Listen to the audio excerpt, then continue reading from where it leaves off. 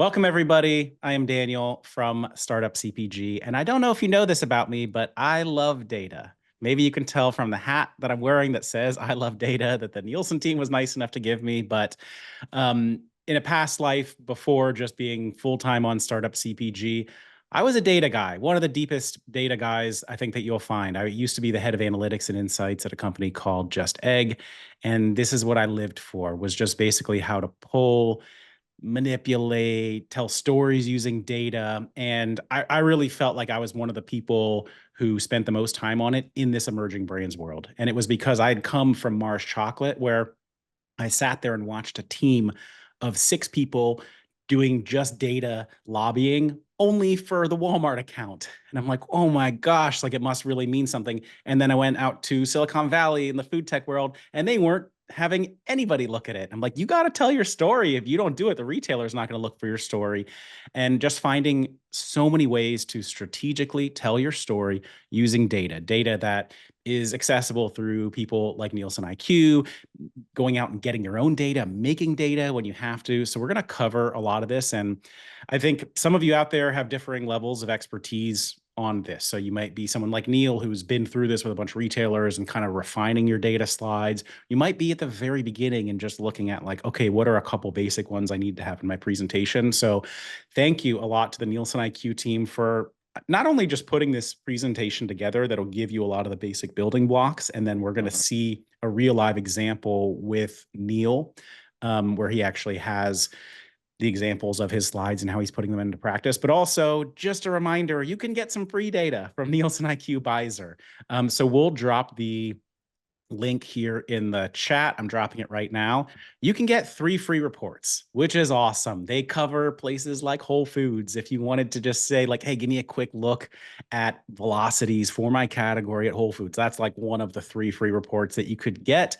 And then you can show that to the buyer and be like, these guys stink. I can see it in the data. And the buyer won't have looked that up by themselves. They'll be happy that you showed it to them and say like, look, we're doing better than them at that other store. We're going to do better than them there. So lots of different ways you can do it. So I'm going to be jumping in throughout the presentation just to give a little bit of like my experience of how you can do this, especially when you don't have a lot of resources and data. But for now, I will just kick it over to Kelsey to get us started here, who has obviously just worlds of experience doing this from the NielsenIQ side and with emerging brands. Thank you, Kelsey. Thank you so much. Hi, everyone. It's nice to meet you. I'm Kelsey Michel. I lead our relationships with all of our ongoing clients in the emerging brand space. So we have over 700 clients that are emerging clients that work with NIQ on an ongoing basis. And over the course of a year, NIQ works with over 3,000 emerging brands.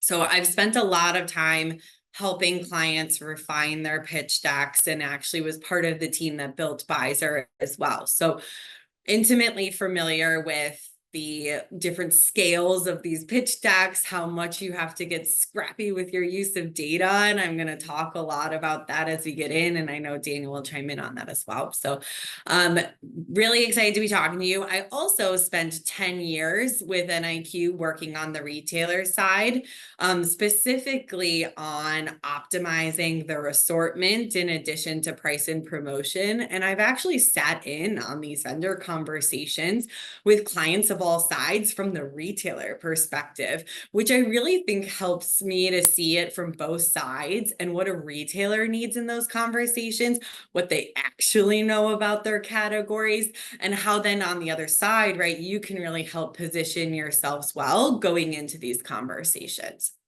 So I'm going to start off by talking a little bit about presentation principles and what to really think about as you're getting into your pitch deck from a philosophy perspective. Then spend a few minutes talking about the retailers. I think it's really important that you put yourselves in the retailer's shoes and understand their mindset so you can have the best pitch deck possible, and then go through those 10 slide examples of what to include in your retailer pitch deck.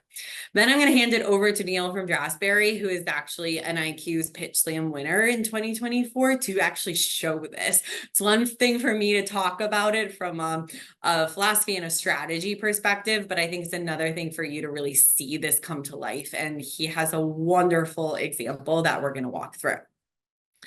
All right, getting right into it. So presentation principles. What should your deck leave the retailer feeling or seeing, understanding? The first two, value and innovation, are much more about you and what you're conveying. Being direct and retailer focused are more about how you're going to convey that information.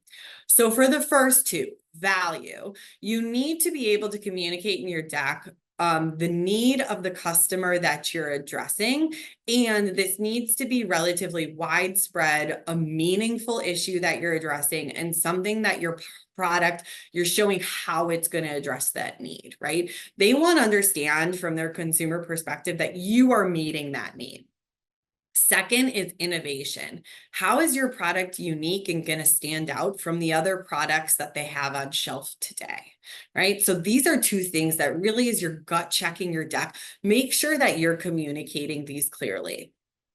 The next two, more so about how you're conveying, making sure that you're direct in your communication, because they are going to get a lot of these presentations. Often they stack these meetings back to back to back. So you want to make sure you're standing out and you're also being really clear.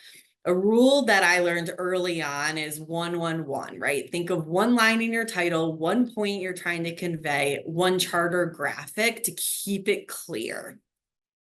And then retailer focused. At the end of the day, they're a business as well, and they are going to bring in the brands that are helping them reach their financial objectives. So how are you going to help them achieve their goals? This is where data comes in. So I'm going to spend a lot of time talking about how you can actually use data to showcase that you're going to help the retailer reach their objectives from a financial, consumer, profit, which is often the three different avenues that retailer and category buyers are benchmarked to. All right, so let's think about the retailer perspective and how are you going to frame things up to actually meet their needs? First, it's really important to understand the financial landscape of retailers today. Unit sales are flat. This is the number one concern of retailers.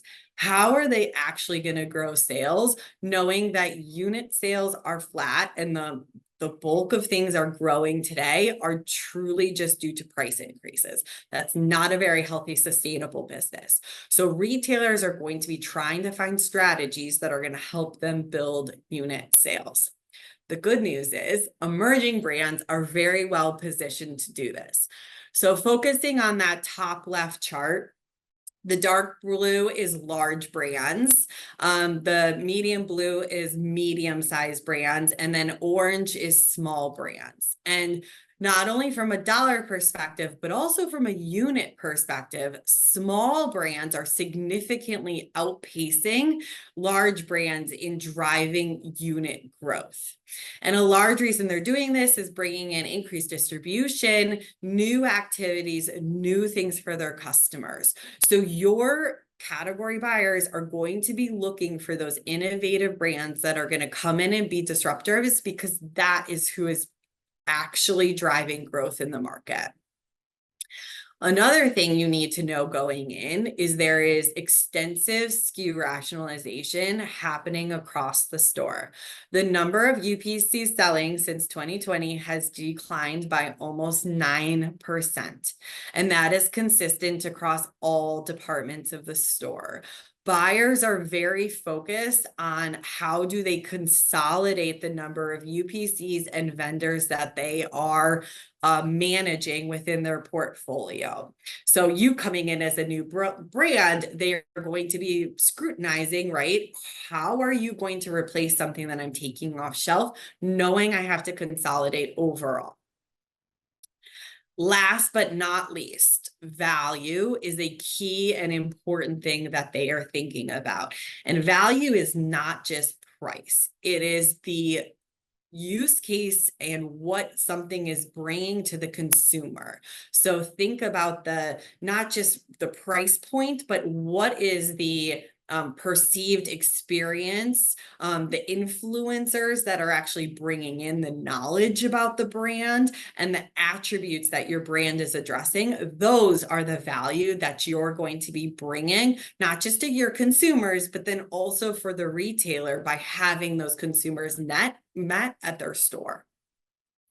All right, so let's recap these 3 important retailer concerns, right? They are focused on effective SKU rationalization, attracting and retaining shoppers while building their basket, right? That's the whole unit sales. They want to maintain this and driving unit sales, right? So you want to make sure you're addressing the value of the consumers, attracting, retaining them, and then driving unit sales as well. So this translates directly to what you need to convey. How are you going to grow unit sales? How are you going to attract customers? And how are you showcasing your value to the consumer through the attributes that your products are addressing? And I'll just add on to that. I hear it over and over. I just heard it on the Whole Foods webinar that we uploaded to our podcast yesterday. It's like your value, but also what is your value versus what they have on their shelf, right? Because they know what's on their shelf. Do you? It really helps when you're talking to them and when you're showing slides. If you can say, like, look, I know what's on there. So we're not just pitching you as another version of the thing that you already have on there, but like, yeah, here's our value versus what you have on the set. Here's how we're different. Here's how we're going to move on shelf, and it'll be incremental because it's not exactly like what's on there. Exactly. I think that's exactly right. So the 10 slides that you need, I outline them all here. I'm going to speak to them holistically and then go through them one by one. So outlined kind of the topic and then what you're trying to convey, right? Once you complete that slide, gut check yourself. Are you answering that question? So the first 2 are really about your product and who you are and conveying that simply. Then it goes to quantifying some of those measures, and we're going to walk through those, talking specifically about your uniqueness, but then at the end, making sure you're hitting their retailer's perspective really hard, right? Why do they need to do this? Because if they don't, their retailers that are their competitors are going to have these products, right? And your consumers at your store are going to want these products. So that's some of the back half things to address. So the first 2, I don't have specific slides for. I'm just going to speak to them here. But I think it's very important that you start by talking about that value. What is the problem that your consumers have and that you are the answer for and that you're addressing? And then specifically, what is the elevator pitch of your product?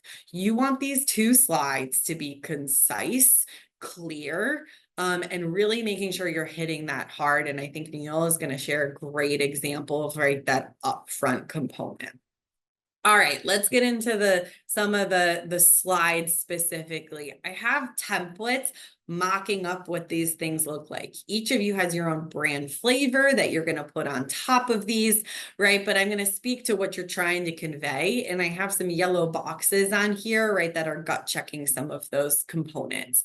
So the first, right, after you've said who you are, right, and what the customer problem is that you're addressing, you next want to speak to the market size. The market size that you're addressing is essentially saying the problem, right, or the space of your product is going to be a certain size.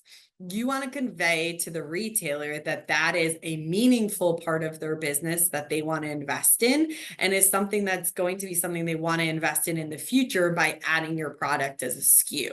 So I'll give some examples in coffee just to counteract Niel's examples that he's going to provide.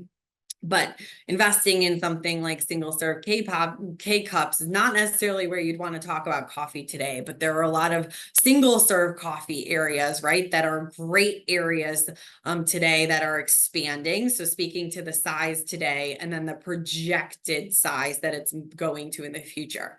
These are the types of things that you can use NIQ data for, but also if you don't have data that you've purchased today, Google it. Go get scrappy trying to find information on market size. There's tons of articles out there about just general consumer trends that you can use as well. The important part is to convey that this is a sizable market and that it is growing.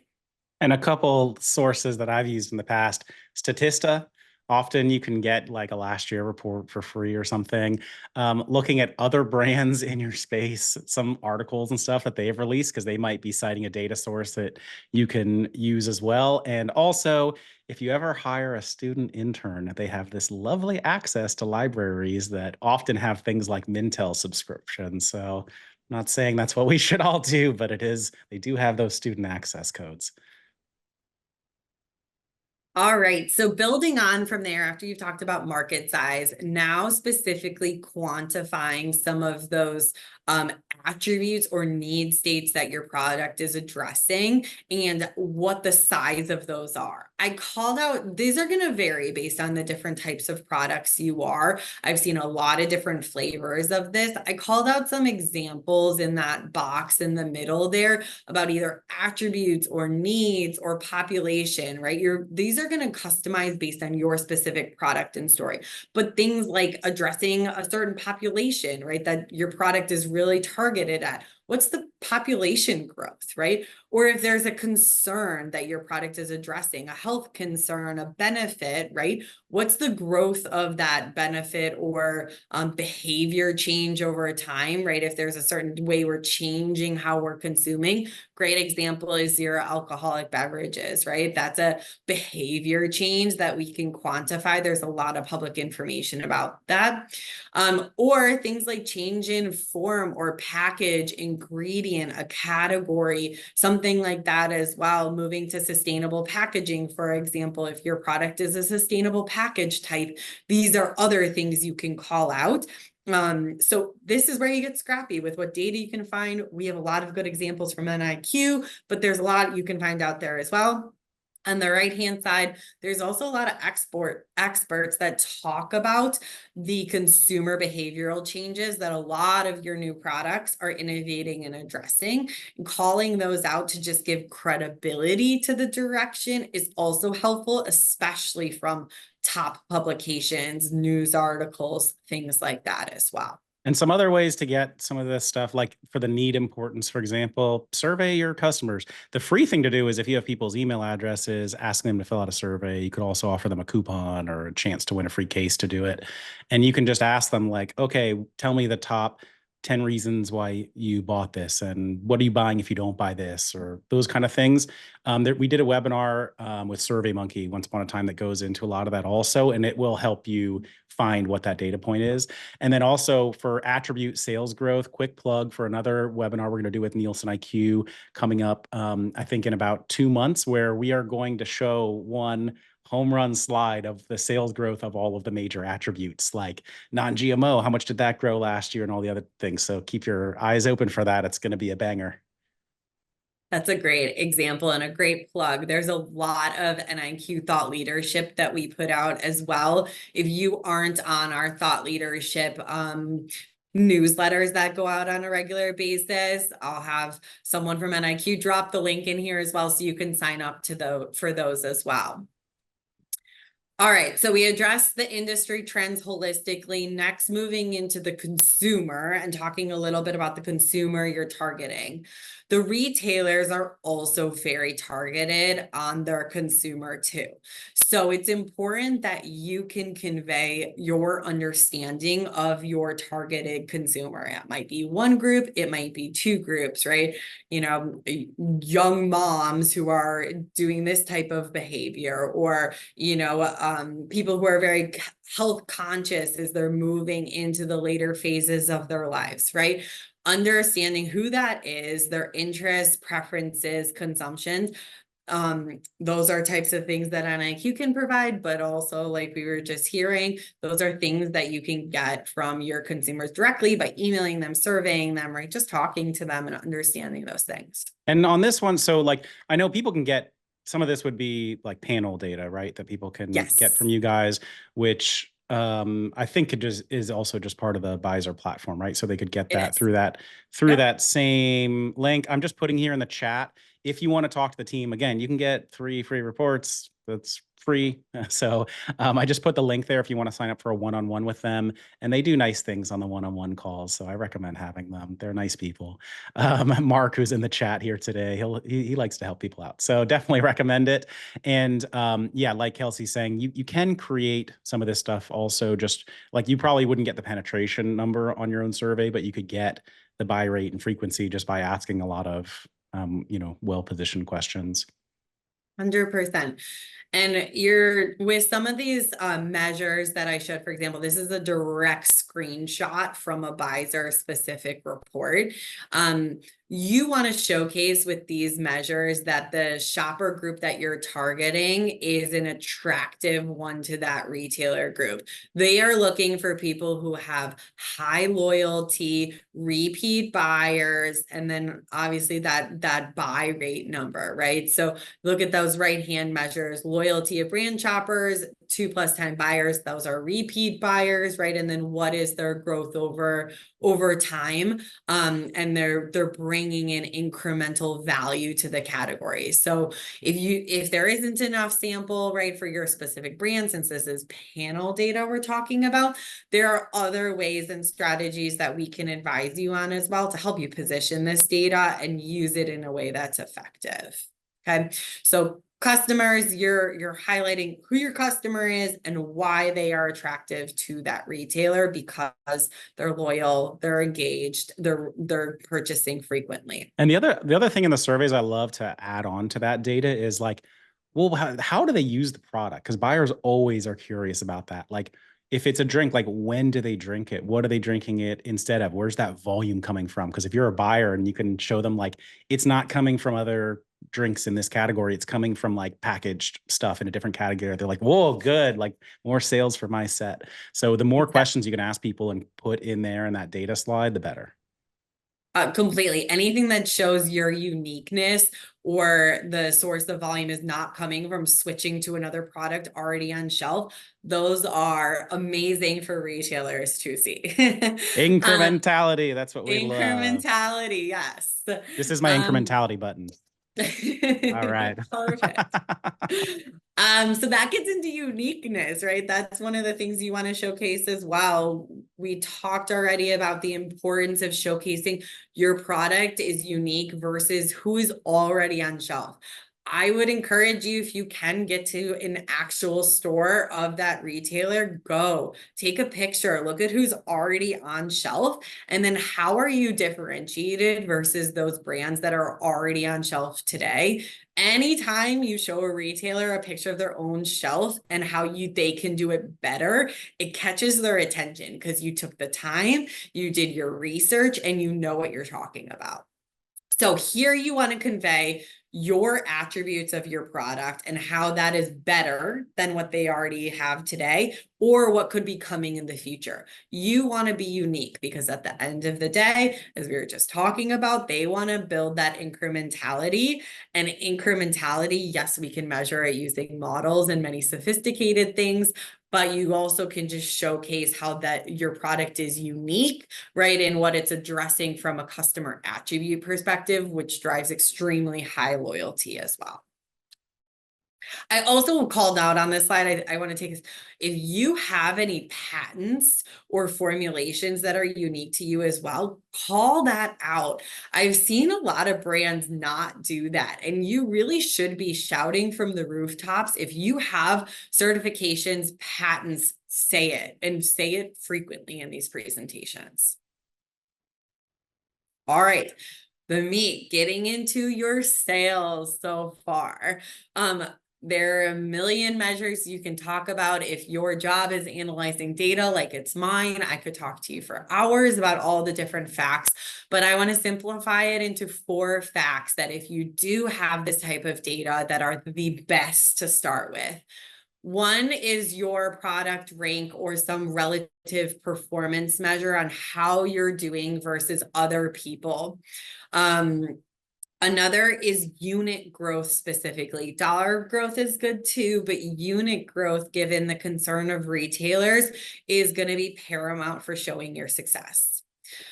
Velocity, that is sales per distribution point. And we can provide you definitions of any of these, but that equivalizes your performance to just the areas where you're selling today to showcase how effective your product is going to be selling on shelf. So, right, whether you have just a couple stores in distribution or hundreds of doors, velocity can help equivalize that. And that shows that your product can be productive against the other products, right, that are already selling in many more doors than you.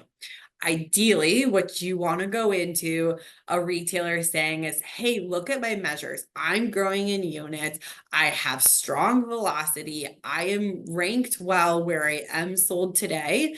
So you should be investing in me. And here's other brands that you're not that you're carrying today that are not performing as well as my product is in velocity. That becomes a very easy decision for the retailer to know they can take that existing product off shelf, put you in, and your velocity is going to compensate for them taking that product off shelf. And just to add a couple things on this, because like data, you get like your data set and it's like a Rubik's Cube. You like can switch it all different ways around and see like which way the light shines through it the best for your brand. That's data lobbying. Everybody does it. Those other brands ranked above you are all twisting it the way that makes you look the worst so they can have more shelf space. So you've got to do it also. There are a lot of ways that you can do this. When you get a data cut, I love getting as many dates as possible, like last 12 weeks, last 24 weeks, last 4 weeks. And I'm going to show the one where it looks the best that feels like a reasonable thing to do. You know, you can't ever lie about the data, obviously, but you should show it the way it makes you look the best. And okay, maybe like you won't have your sales at their retailer already because you're not on the shelf, but you can show strategically accounts that you're doing well, that they would care about. Or if you look best in the overall channel view, maybe you'll show that. And you can filter stuff also. You don't just have to show like the whole dump that has every brand in there. Like what would be reasonable? Well, I'm actually only showing brands that have over 10% ACV, like weighted distribution. And that's going to cut this list down. Or actually, I'm only showing brands that were on shelf last year because I'm showing growth. Lots of ways that you can filter the data to get your rank up, up, up, up, which is where you want to be, up and to the right, right? Every data point, you're like manipulating things around to, it has to be true, but to show it in a way that they'll like nod along with it. So I think there's that's the so real deal. important. That and if you can build that successful story by changing your scope of your universe you're looking at, that definitely helps. Another way I see brands being really successful at this is by using those attributes where they are fulfilling their customer needs to limit the universe as well of what you're talking about. And with data from NIQ, not only will you be able to see your SKUs that are selling in market, but you can see the SKUs of your competitors as well. It's all the products that are being sold in market at the specific retailer. So it gives you a lot of granularity on the data. And like you'll know if you go too far. If you're like, well, on the third full moon of every month, if you look at the data just so like, okay, yeah, that's going to be too far. But you know, maybe not looking at 1 week of performance, but 4 weeks is pretty legit. And yeah, I mean, all like you need to take the data and just flip it every way until the story is the best. Like, am I best on unit growth, or am I best on velocity, or am I best on dollar sales? And that's going to be the way that you talk about it. And honestly, I've presented data to so many retailers. They've never pushed so hard on questions as long as it's like reasonable, it looks, you know, diligent and kind of well presented. Mainly they're going to nod along as long as it makes sense to them. 100%. I didn't so two things to be aware of. Retailers, especially buyers today, one, retailers are rotating buyers through their categories faster than they ever have before. So while maybe 10 years ago, retailers, it was the same buyer who'd been at that desk for years and years and years, that isn't happening for the most part today. So these category managers are not experts in their categories like they used to be. They are looking to really their category captains to bring them insights on what's happening in the category. The limitation there is the category captain is usually the largest brand in the category. And so they have a unique advantage of wanting to keep themselves, right, as that category captain and the top SKUs in the shelf. However, often the innovation is not coming from that biggest category. So you need, in that attribute slide that we mentioned on some of those sales trends, that is a great example of highlighting some of the things happening in the category that may not be the top thing that that big category leader wants to be talking about. So that's one way to get the retailer's attention. The second is to talk about their remaining market. Just like you don't like to hear that your competitors are outperforming you, the retailer does not want to hear that their competitors are outperforming them. In data speak, that is remaining market. So retailers, like let's use Target, for example, right? Target sees their sales and then they see their competitors in a remaining market aggregate. So highly, and you can get this in NIQ data. You can pull the sales if you're going in to pitch to Target for Target, but then you can pull their sales for their remaining market, especially if you are selling in their remaining market. This is what I called FOMO, right? The biggest way to get a retailer moving is to tell them that something exciting is happening in the market that they are missing out on. What products are you selling in their market that they don't have? And through everything else, you've already told them this is a great opportunity to include your products. It's going to drive their sales, meet their customer needs, all of these exciting things. So you will want to add that in.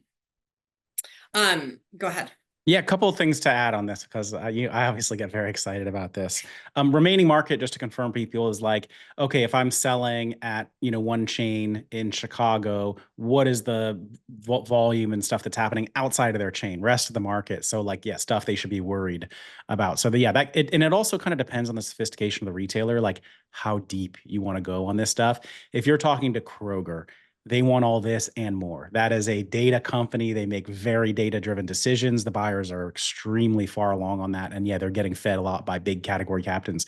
You're talking to like a 6-chain indie chain. Like some of them do care about that. Some of them won't. They also may not care as much about the like overall national context slides because they worry a lot more about what's in their backyard and they have way more categories to look after also. So they'll be looking for just kind of the punchier slides that's like, we're awesome, we'll do really well on your shelf, great.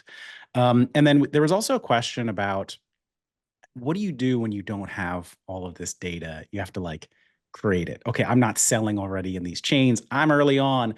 Like, what can I do before I even get my first account that actually has data that I could get?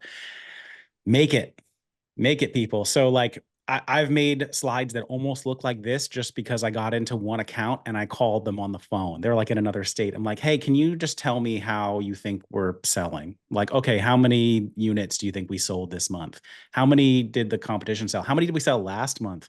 If you ask enough of those questions, you can make this data slide. And when I promise you, like when you make it on a slide like this, it will look like a totally legit data slide. And it is real data. You just happen to get it by calling instead of, because, like hard to get that one indie store you're in through someone like NielsenIQ, at that level until you get to the point where it's the chains and you can get this kind of data. And then also last comment is, this is the other side of it, showing the SKU level. You can show brand level, or you can show SKU level, or you can show both. And at the SKU level, you can do it. You have way more options even to show stuff strategically. You can decide, oh, I'm just going to show the chocolate chip flavors and we're the highest of chocolate chip flavors, or we're, there's so many more things you can filter on at that, or just we're the 5th ranked top selling SKU from a brand, all these different ways that you can filter it. So back to you. 100%.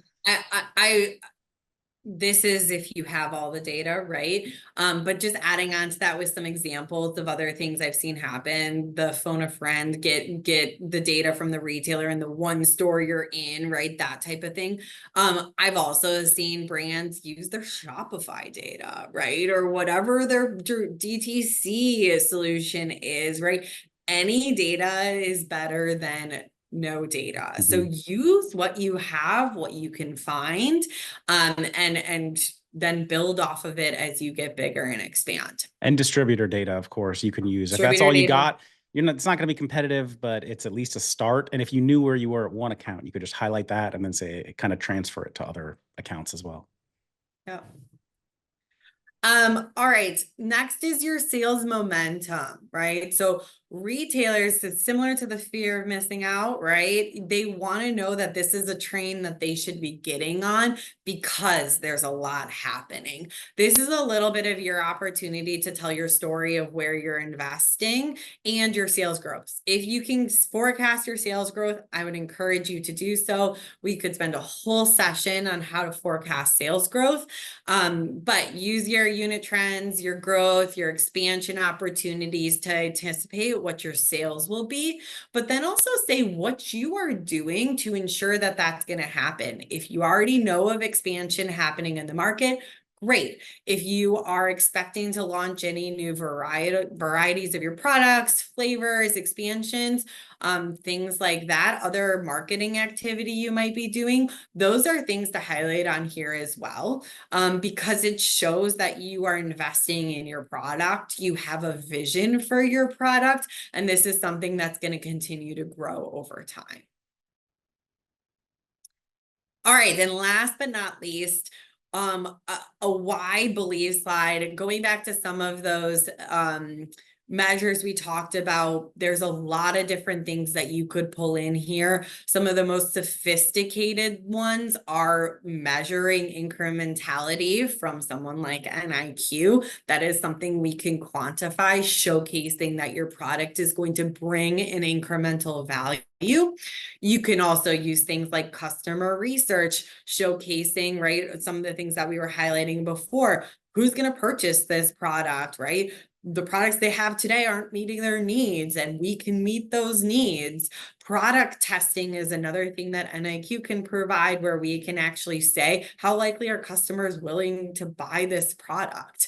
But this is also where you can pull in customer feedback, right? Ratings that they've provided, responses to emails, other things that you can survey directly on your customers to add a little bit of color commentary on why this is something that's going to resonate with the retailer shoppers, and really bring that vision back from the very beginning, right? We started with what is the customer problem and why are you the answer? Bringing it back to what now customers are saying. If you can measure that, great. If you can measure it with customer research, great. But at least showing how customers are saying this is meeting the needs and something the retailer should believe in. Okay, that wraps up your 10 slides. I'm going to turn it over a minute to Neil from Jasberry, who is our NIQ Pitch Slam winner. For those of you who don't know, 30 seconds on NIQ's Pitch Slam. We're doing this annually. Submissions start in, I think, February for 2025. So we're already planning it for next year. And the top 5 finalists present on stage at our customer conference. You can see there Kevin O'Leary from Shark Tank and Greg Dubitsky, who is the founder of Hello Toothpaste, now Hello Coffee, and EOS, tons of other legacy brands. Were the judges there, right? So big heavy hitters in the CPG industry. What I want you to hear as Neil's going through his pitch is bringing us back to those 4 initial pillars of what to include in your deck. How he's communicating the value that it's meeting of the customer need, how he's showcasing innovation, it being unique and differentiated, how he's being very clear in his messaging, both visually and what he's saying. And then last but not least, that he is actually showcasing through the data how they are going to grow shoppers and units. So with that. And just as we're passing over to Neil, I just wanted to highlight one thing. So I mentioned, like, Nielsen has so much data. They have the exclusive on Whole Foods data. I think they just added the fresh market too, which I had never heard of anyone having before. That's cool stuff. And so you can get the 3 free reports, like I mentioned, through the links that I've been dropping in the chat. We also negotiated a very special deal just with them, which is supposed to be really right size for all of you. I have paid a lot for data in my lifetime. If we can make it like bite size and just exactly what you need, that's the best way to do it. So in the chat, you'll see I dropped a link. The package that we have with Beiser from Nielsen is you get 20 reports. This is a 5K package. It's $49.50. So you get 20 reports, the full view of like 6 markets. That could be like specific retailers like Whole Foods, geographies, and it goes down to the UPC level. So you can get all that good stuff. So definitely check it out. And even if you don't end up buying it, get the 3 free reports. And so the link I just dropped there, and I'll drop it again a little bit later. And Mark Santos mentioned they can also customize packages for you. So you can just pay for the stuff you need instead of, I mean, I don't know. I've paid $150K a year for data before, so 5K sounds pretty good. All right, sorry, Neil, over to you. All right, well, thank you for having me here, and really love this session. I've sat in a lot of sessions, and this is one of the best sessions that I've sat on. So thank you. You know, Kelsey, I think one point I was laughing at was that they change the buyer quite often, right, in the retailer now. And the buyers sometimes have very little idea about the category. So you having the data and actually almost educating them in some ways, it go a long way. So that's really something that I found personally, unless you deal with a Costco buyer, in which case they know the category, because they don't have so many category. But for every other retailer, I think this is just is a huge importance. And I'm happy to say that I did the Pitch Slam in May at the C360, and now I have 2 category analysts that present data to me twice a week. So I'm looking over hundreds of PowerPoint every week on data now for new product development, for expansion, for all kind of strategic decision. So really, NIQ has been an amazing partner for us, and thank you for making it accessible for the small brands. You know, like 5K a year. That's a great deal, and you know, so yeah, really appreciate your help for all, you know, as like we are emerging brands. So yeah, I want to share with you today my pitch. It was back in May. So actually, from May to now, a lot has changed. But this is going to be me going back 5 months in time and you know, pitching what I pitch on stage, so that you have an idea. For those of you who are thinking about competing for the Pitch Slam next year, please do. It's not about winning. I think it's going to help you hone your story. You know, telling your story in a concise, you know, direct manner, in a way that resonates with the buyer. And for those of you who are looking for investors and other stakeholders, it's really the same thing. So, you know, it's probably 95% the same. Do I have access to the deck? You should be able to just share your screen in the middle, the green button, or I can share it, Neil. Oh, I can share my screen. Okay. That's easy.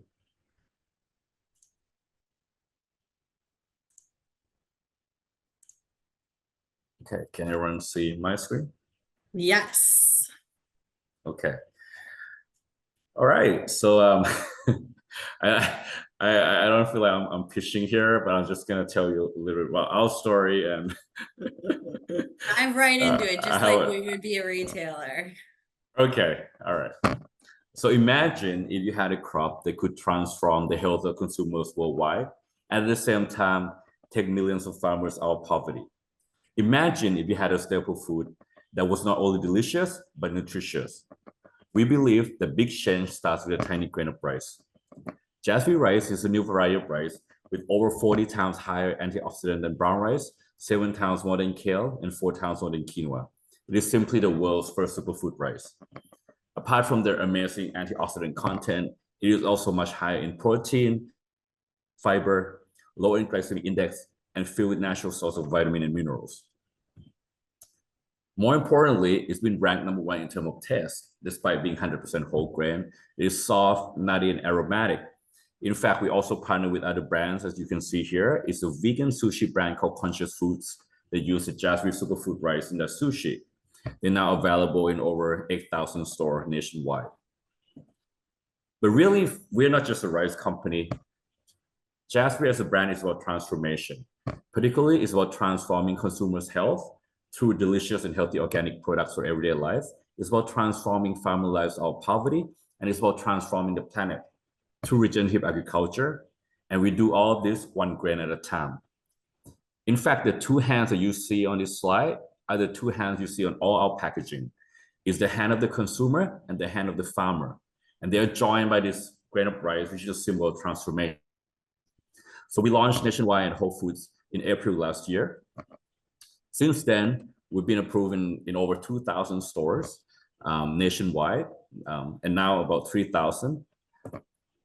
Our velocity has more than double or triple since we started, and we're outperforming the category benchmark. Our unit sales in March alone has doubled our February unit sales, and this is the trajectory that we've been going on. So we're really outperforming our category and bringing new consumers into the category. And if you go online to look at all the reviews on Amazon, Thrive Market, we have almost all 5-star ratings. Consumers love it as a new option that they have now, a superfood staple, which is an oxymoron. We've been running demos across the country to tell our story. We have chefs and demo teams go out there and making sure that people get to taste this delicious, nutritious superfood rice. And we've been covered from the Boston Globe, New Hope Network, all kind of publication. We also won the Sophie Award for Best New Product at the Summit Fancy Food Show last year. And this year we won the Gold Award for the Best Product in the category. We also won the National Pitch Slam title at Expo East last year. Most importantly, though, we won the award. It's called the Pragmatic Visionary Award, the Greg Seton Poll, which was the award given at the Expo West this year for the most impactful brand. And impact is why Jasberry exists. We work with over 2,500 farmers' family, helping them increase their income from just 40 cents a day to almost $6 a day, an increase of 14 times. We've helped more than 12,000 farmers out of poverty. We are certified B Corp, and we grow rice with 25% less water, 50% less seeds, and more than 17,000 metric tons of greenhouse gas reduction every year. But really what this means when we talk about impact, these are people just like us. This is Mama, who's one of the farmers that we've been working with for 3 years. Just 3 years ago, she had $10,000 of debt. This is someone who's earning 40 cents a day, used chemical in her farm, and has 6 acres of land. Within 3 years, she's paid off all her debt. Her land is now certified organic. And most importantly, her 3 children that were working at a minimum wage factory near Bangkok are now back on the farm working with her, because for the first time in their life, they have hope for a brighter future. So we make everyday meals do more for you, the farmer, and the planet by transforming this category. And we don't just stop there. As I mentioned, Jasberry is a brand about transformation, and we're going to transform the pretzel category by bringing the world's first superfood pretzel, which is made from 5 different superfoods, including the Jasberry superfood rice, chia, quinoa, chickpeas, and flaxseed. And as you can see, it's going to look beautiful on shelf with the purple, which is our signature color. As you can see, all the brands have been around for forever. There has been no real innovation in this category. And thanks to the NIQ basis, we did a test for the new product that found that we had a great, outstanding proposition for the primary grocery shopper, and in particular, our target consumer segment, which is the age 33 to 55 mother of kids, find this a great product. And in fact, 74% of them would eat this as an everyday snack. And just to give people context on what NIQ basis is, so it's basically, you can run a concept test, right? Where they do this very frequently, and you can show consumers an image of a product and here are its attributes, and they can tell you things like whether or not they would buy it, why they would buy it. And it's in there in a database against a bunch of other concept tests that have been tested through NIQ basis, which has been around for a long time. Did I miss anything, Kelsey? You got it. There's a lot of different avenues we can do, everything from pricing testing to forecasting sales, measuring consumers, helping you refine ideas, even in concept testing.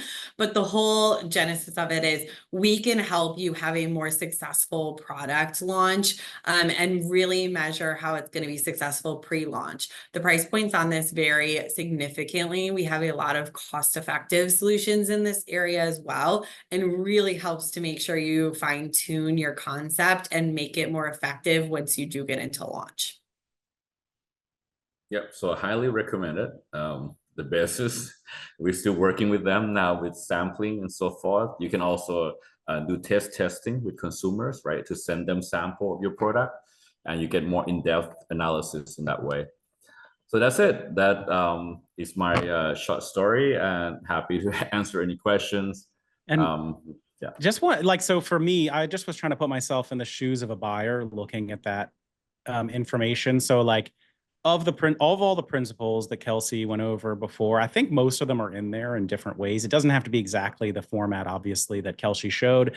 You spoke to the differentiation of the product and, I think incrementality by showing like there's nothing like this on the shelf. And that part was just really clear. So you don't have to show it through a different data way because like, yeah, this didn't exist before. So we're the first, seems like it's going to resonate with people. And in terms of the like velocity slides and stuff, for me, it felt like good, compelling data without being too much data. So if I'm the buyer and I hear your story, it's a great pitch deck. I can see why you won the pitch slam. That was, I know, very competitive this year because it's a good, tight story that shows off the authenticity of your brand. And I think, the beautiful mission that you guys have and has an appropriate amount of data where they're probably going to nod along to it. Like, okay, yeah, that makes sense. That looks like it's good on shelf. Obviously, you've been very successful getting on like nationally with Whole Foods and Sprouts. Like these are the dream retailers for most people listening. So Neil, just one question for you on the data side is when you present this to retailers, what's the experience you're getting from them? Like, are they probing the data a bunch, or are they mainly just kind of nodding along when it makes sense? Like, how do you feel in the moment presenting those kinds of slides? And what questions do they have? Yeah, honestly, like when you're on top of the data, on the numbers, they're really impressed because nowadays, obviously, I have a lot more data now in 3,000 stores, and so we know the competitor velocity, we know our velocity, we know our brand ranking, we know our growth, we know the market share. So I have like I do this 3-month market share sales in the last 3 months, and it shows that I'm getting 20% on a brand has been around for 30 years. So that's really like compelling, right? So when you start to show those kind of numbers, like honestly, the buyer cannot say no. Like you get to a point of data where they can't say no to this brand. So you really start to build, but as an emerging brand, of course, you have to start somewhere to your point. So you want to build your story. And I think that having, definitely unit movement and velocity and bringing growth to that category is a key considering factor for the buyer because they want to bring growth, right, to their category. And in fact, if you look at the data, a lot of the overall FMCG has been declining. So they're really looking for that boost from emerging brands. And I think the data is really key to like showing them that you are going to be let's say make sound business decision for your brand. So I think that's also where that really I think has been huge for our brand. And now, like I said, like we have data analysis session twice a week, so we really go much deeper now than we did obviously when we before we won the pitch slam. All right. I really love the example. Sorry, I really love that example of the 20% kind of source of volume. For me, the biggest mistake I see with emerging brands is they try and analyze all of the data and showcase all of the data. And that really isn't necessary. What you need to find is that compelling story. What are the couple facts, right, that really gives the retailer that reason to believe? And if you can speak to those with confidence, then you're going to nail your conversation. I think, Neil, you're exactly right. The retailers aren't trying to gotcha in these conversations. They just want to know that this is something that's going to pay off. And data is the way that they're going to build confidence in that. And just one last thing, we just got approved in Costco. And I'm telling Ooh, you, the congratulations. data was huge in Costco. So I met the Costco buyer, and these people know the category. Okay, they're not like the other buyer in other retailer. So the Costco buyer, I show them all the data, right? Deep everything, and yeah, we're launching in Costco in November, December, January in multiple region. That's going to more than double our business this year, just Costco alone. So, thanks to NIQ data, that was a huge part of the Costco pitch. So that's something that definitely for certain retailer like Costco, data everything. Like they really looked at that. I mean, maybe other retailer not as much, but Costco is obviously a great customer. That's awesome. Congratulations. One question that came in through the Q&A is like about how do you actually create these data slides? Okay, so Kelsey sent us some templates. Those are cool if you want them, but your slides obviously are very much in your brand voice. So my experience being at a bigger company was we had designers, and like I would kind of give them the design for it, and then they would actually create the specific visuals for me that looked good. I really like what Kelsey said before about one message on the slide, and your slides are like that. Like you don't want to like vomit data all over a slide. Like just have one message per slide shown through the data. Neil, is it like in-house designers doing the actual slide work for you? Is it you? Is it like, who's actually building the slide when you have the data? Definitely not me. I'm definitely not taking any credit for the designer slide. Yeah, we have in-house, not even designer, but people who I would say nowadays Canva is really good. So if you use Canva, it's really nice design, and obviously my design was done on the MacBook, which is the different. But you can do it on PowerPoint. I think visually what is important is more about the brand look. So the color and the feel of the brand, like you want to make it look like it's your brand.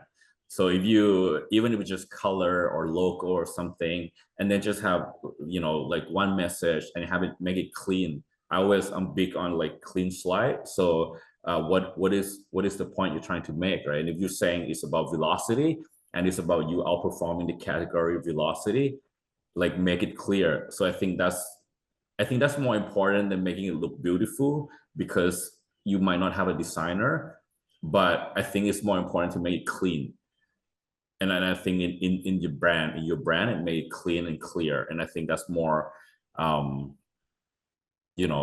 the retailer cares more about that. Yeah. And yeah, if you're like good at PowerPoint or Canva, you can probably do it. I'm going to put one option for people in the chat here. Our partner Wagon, they're based in Colombia, so they're very cheap. I use them for I use them for like everything, but I use them for my sales slides at my last company, and they'll make it good. And you need, about any designer, like, what you actually want to show the retailer. So you need to give them feedback of like, yeah, no, make this pop though. And then put our product image there and like, oh yeah, now it's humming.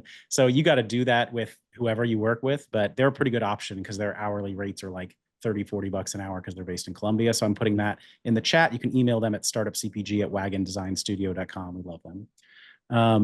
So just looking through the questions that came in, people have asked a lot if the slides are all going out. So yes, we're going to share the NielsenIQ slides that Kelsey put together, where the recording is going to be up on YouTube within a week. Neil, I think probably you're okay if we include your template slides also when we send it out, since they look so good. Sure. All right. You're sharing the slide, right? That's fine. Yeah, great. We'll share all these slides so you'll all get access to all of these. I think we've gotten most of the other questions answered. Sorry if you had a very specific one that we might have missed out in the chat, but I think we'll do a lot more of these. So yeah, just one more plug for, you will see us announce a session with NielsenIQ around November. This is like Daniel's dream session, because I have worked with the Nielsen team to create this custom presentation, which is all of the stuff that I would want to know about the US CPG market. So it's stuff like the growth of all the attributes, like how much is non-GMO growing versus sustainability claims. So it has that. It has so much data on the retailers, like, okay, rank all the retailers for me in terms of dollars per store and penetration. Like, you guys, I promise you've never seen this data before. What are the categories that grew the most in penetration last year? Sneak peek, actually, it's fragrances, like self-care revolution. It's pretty cool. So this is all custom Nielsen stuff, and then coupled with my operator experience. So I'm giving you like a map of all the retailers I think are the best out there and how I would recommend going to market for new brands. So that'll be like a US CPG overview. You'll see the announcement. This is like insider tip. It's going to be a total banger. Everybody should sign up for this one. But I just really want to thank first Neil for joining us, because that really brought everything to life. And then obviously the NielsenIQ team, who these have been some of the best attended webinars that we've ever done. These ones where we're like really getting very pragmatic here with the data. These are essential skills that only the big boys, like huge CPG companies, really used to be good at, but now all of you can be as good as Neil with a lot of these templates. And again, just want to remind everyone, you can get some free data reports actually through the Visor team. And then we have that custom package where you can get tons of stuff for like 5K instead of 100K. So I'm putting all that there. Really recommend a chat with the Nielsen team. Kelsey, any words to end on? Thank you all for your time. Feel free to scan the QR code to learn more about that lower price point data package, and good luck everyone on your next pitches. All right. Thank you so much, everyone. Really appreciate all the questions.